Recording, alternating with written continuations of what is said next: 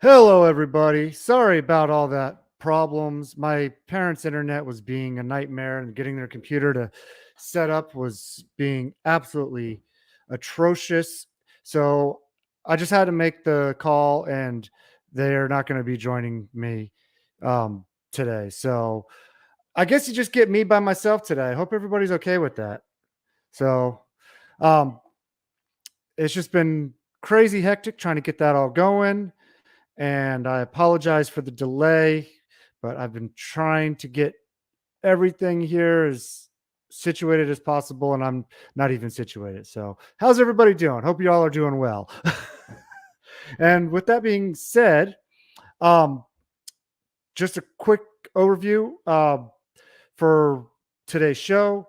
I've got some bills in Japan I'm going to be talking about. I've got a story about a Jehovah Witness lady who had a heart transplant, and we have another story about um, Russia and some inmates that have been released and what have happened to them that were witnesses. So, with that being said, let's go ahead and roll the intro and we'll get into the show.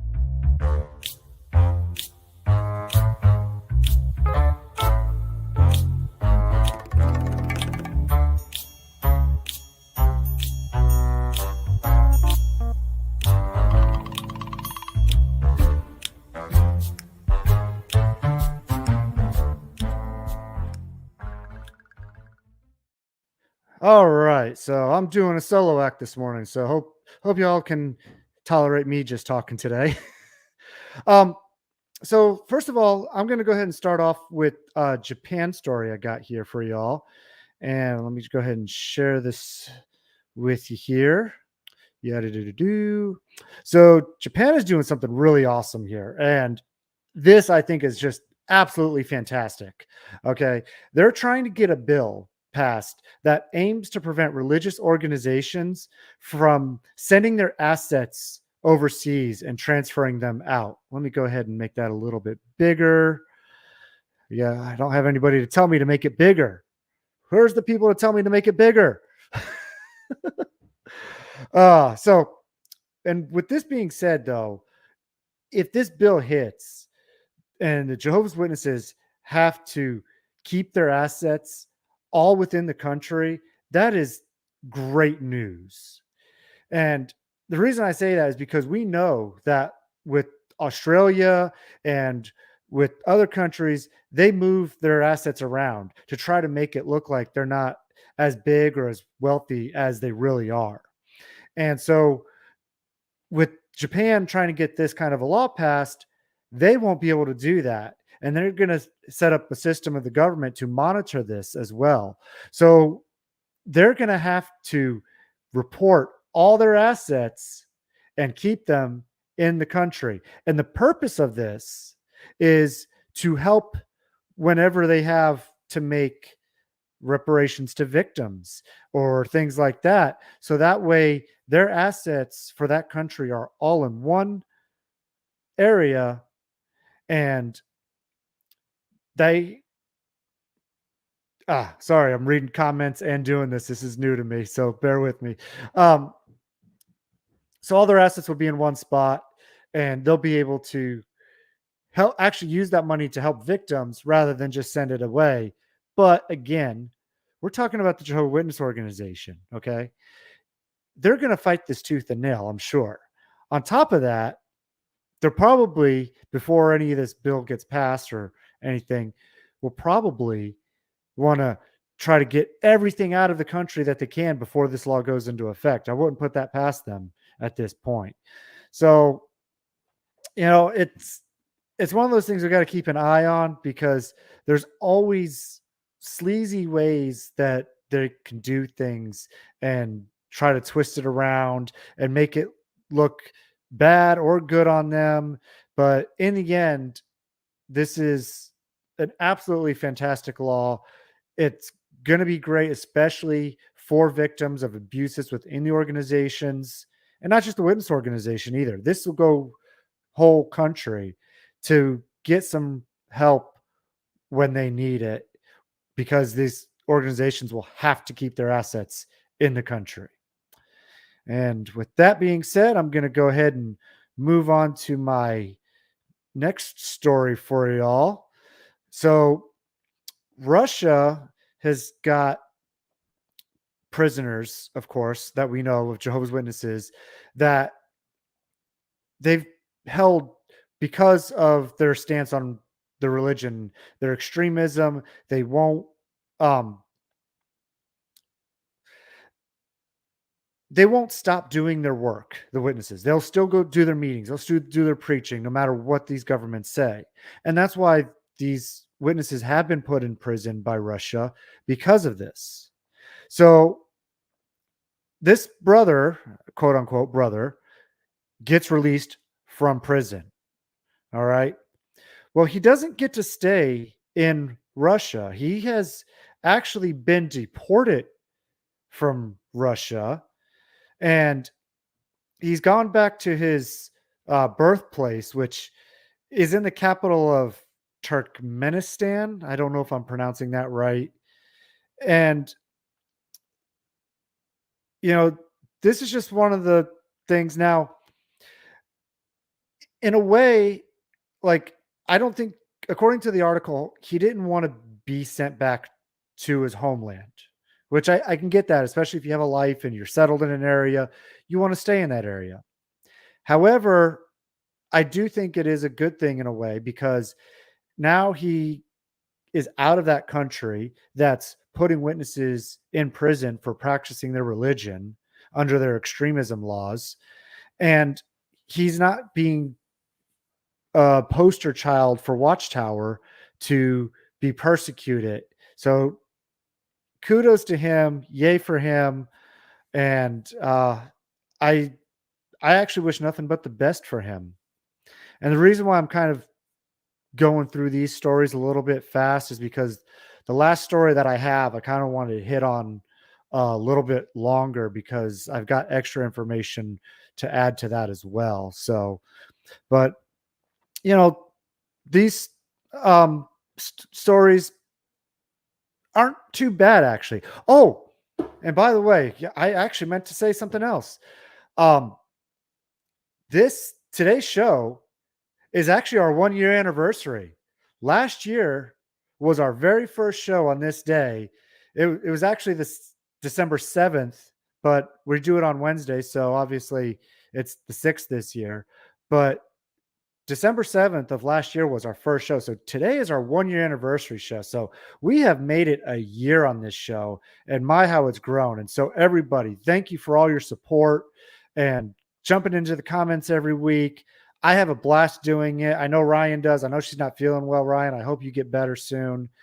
Um, but yeah, it's been 1 year, and I wanted to divert real quick. If I can find it real quick, I'm going to do this. Um, because I think it's kind of funny how our very first show started off. And I'm going to stop sharing this. So I know I'm getting sidetracked here a little bit, but I hope you have a little fun with this because I like to try and do that and have a little fun sometimes here. So I'm going to show just a minute or so of our very first episode from last year. And this is just going to be crazy because, like, we had a very rough start. I mean, it was rough. Let me go ahead and share this up here with you.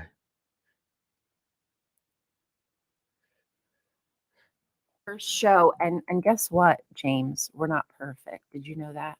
No. Children alike, and say, okay, wait, this is wrong. We can't allow this. Hey, for our viewers just popping in, I apologize to cut you off. I just realized that for this first 5 minutes, the video was not showing. I'm using a program I haven't used. It should be showing now. I just want to apologize for that error. Next week, I'll make sure to not let that happen. Well, this is our first show, and guess what, James? We're not perfect. Did you know that? No, we're not. Oh, man. I will tell you though that since then we have gotten perfect. So we've worked on it. We've gotten better, right? At least I hope so. Oh, I know that lighting was terrible, Sam. Oh, it was just terrible back then. I changed things up in the studio since then, but yeah, that lighting was terrible. Yeah, and that first show, we did 5 minutes. We went through we had our whole intro, we had been talking and had the song and you know, no intro song. 5 minutes of the show was just gone.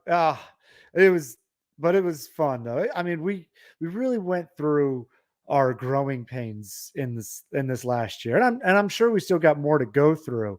But that this first year, we had those stumbling blocks. Like we didn't have um we weren't using StreamYard at first, so like we were using a couple other programs, and then it was little rough with the how to run it and everything. And then once we switched to StreamYard, things started getting smoother. And then as you see through the year, we changed our logos, we changed designs on the show and everything. So, yes, Ken, I thought about doing a montage, man, but I really did not have the time to make one up. I just did not. I've been working so many hours, not just at work, but also at home working on my house. So, I really wanted to do that, but I just didn't have the time. But if you want a montage, my suggestion is to go back and watch all of the shows again. And you can have a complete montage in your head. I'm just saying, you know, I'm just saying. So, okay. Now, with that being said, let me go on to our final story here this morning that I have for y'all. And we have an 85-year-old Jehovah Witness lady who had a heart transplant without blood. Now, this is huge. And I say that because this lady was suffering with heart failure for a long time. And there was only like 3 hospitals in the entire country that do bloodless surgery for a heart transplant. One of them's in Chicago, the other's in LA, and the other one's in Texas.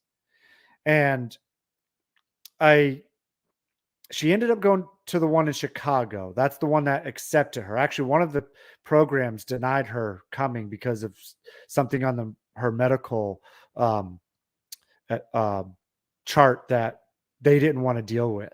Okay.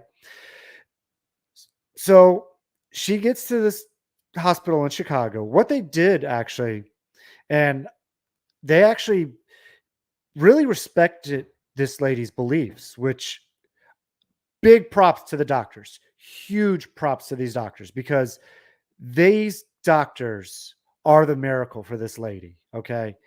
They have the specialty, they have the training, they have the education to put into practice that saved this lady's life and got her a heart transplant.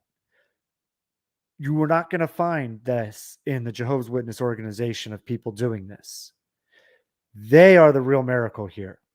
And when they do this procedure, they actually put up big signs in like the doors and the areas around it, no blood. They keep it all away from her because they're really respecting her beliefs and her position, which kudos to these doctors. Now, it's sad that, this lady has to go through this without having this backup, but I'm also happy that she survived this and it's a success story as well.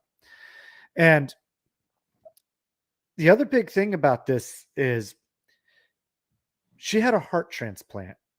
And I know I said that already, but the reason why I say that is because if you go back to the 1960s, and I looked this up on JW Facts about this, okay?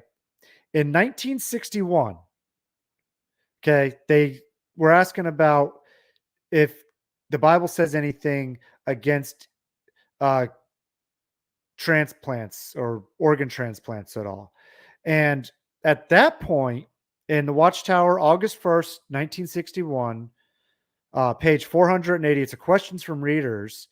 The answer to that, they says, it does not seem that any scriptural principle or law is involved. Therefore, it is something that each individual must decide for himself. Now, that was in 61. They turned the corner in 1967. November 15th, 1967 Watchtower, pages 702 to 704. It says, sustaining one's life by means of the body or part of the body of another human would be cannibalism, a practice abhorrent to all civilized people. It is not our place to decide whether such operations are advisable from a scientific or medical standpoint. Christians who have been enlightened by God's word do not need to make these decisions based simply on the basis of personal whim or emotion. They can consider the divine principles and use these in making personal decisions as they look to God for direction.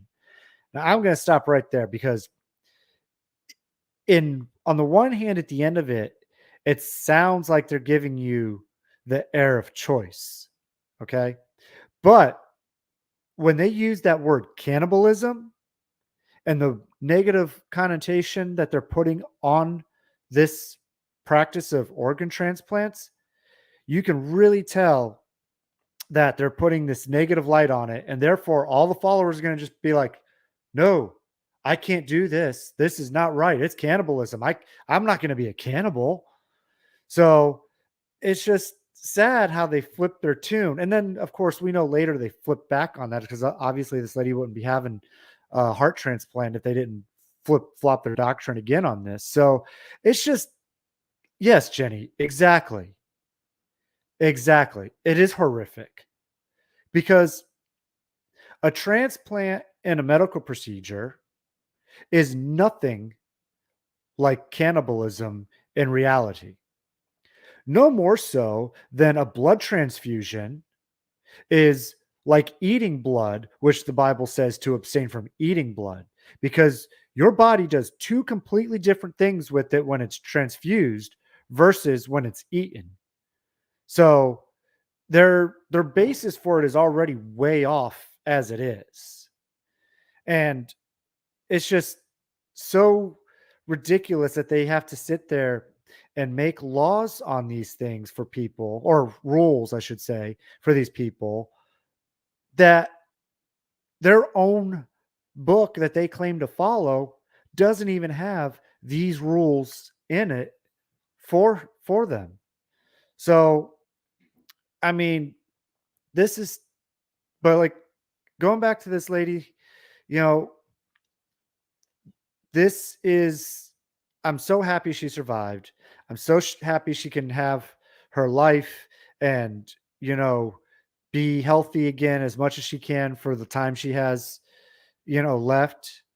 And I'm so grateful that we have modern medicine, you know, to, it's our own miracles, I think, that, you know, with modern medicine, you know, because we couldn't have conceived of this a couple hundred years ago. So, I mean, kudos to those doctors, big time. I mean, I just can't give them enough praise because they're the real heroes of the story, especially because these doctors go out of their way to study up on these things and to see how they can put into practice bloodless medical procedures for Jehovah's Witnesses specifically to save their asses.